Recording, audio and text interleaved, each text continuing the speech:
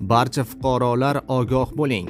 O'zgidromet O'zbekistonda dam olish kunlari, ya'ni 27 va 28 dekabr kunlari kutilayotgan ob-havo ma'lumotini e'lon qildi. Bayram kunlarida O'zbekistonda yana kuchli yomg'ir va qor qahraton sovuq bo'lishi kutilmoqda.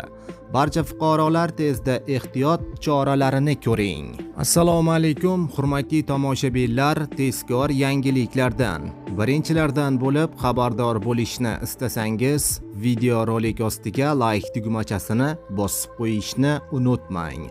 Like bosgan insonning qo'llari Ka'batullohning devorlarini ushlasin. Diqqat qiling, dam olish kunlari ayrim hududlarda yog'ingarchilik kutilmoqda. O'zbekistonda haftaning oxirida ob-havo o'zgarib, ayni viloyatlarda yomg'ir va qor yog'ish ehtimoli bor.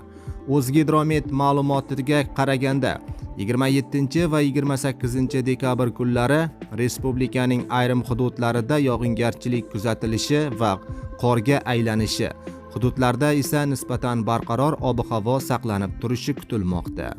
Shanba 27 dekabr kuni faqat Qoraqalpog'iston Respublikasining ayrim joylarida yomg'ir va qor yog'ishi mumkin. Qolgan hududlarda yog'ingarchiliksiz ob-havo saqlanib turadi.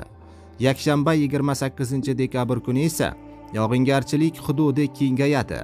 Buxoro, Navoiy, Toshkent, Samarqand, Jizzax, Sirdaryo hamda Qashqadaryo viloyatining ayrim joylarida yomg'ir yog'adi.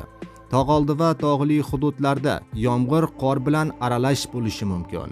Respublikaning qolgan hududlarida yog'ingarchiliksiz ob-havo saqlanib turadi. Dam olish kunlari havo harorati shanba kuni 7-12 daraja iliqqacha, yakshanba kuni esa 10-13 daraja iliqqacha ko'tarilishi prognoz qilingan. Tungi harorat esa 2 daraja sovuqdan 3 daraja iliqqacha bo'ladi. Shamol sekundiga 7-12 metr sekund tezlikda esadi. Ayrim joylarga tuman tushishi mumkin.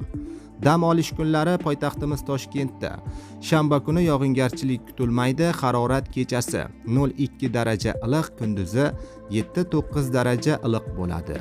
Yakshanba kuni kunning ikkinchi yarmida yomg'ir yog'adi.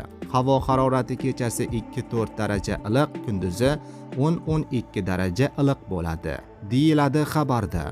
Aziz do'stlar, xabarlarimiz keng tarqalib, barcha O'zbekiston fuqarolariga ham yetib borishligi uchun o'z hissangizni qo'shing. Like tugmachasini bosib qo'yishni unutmang.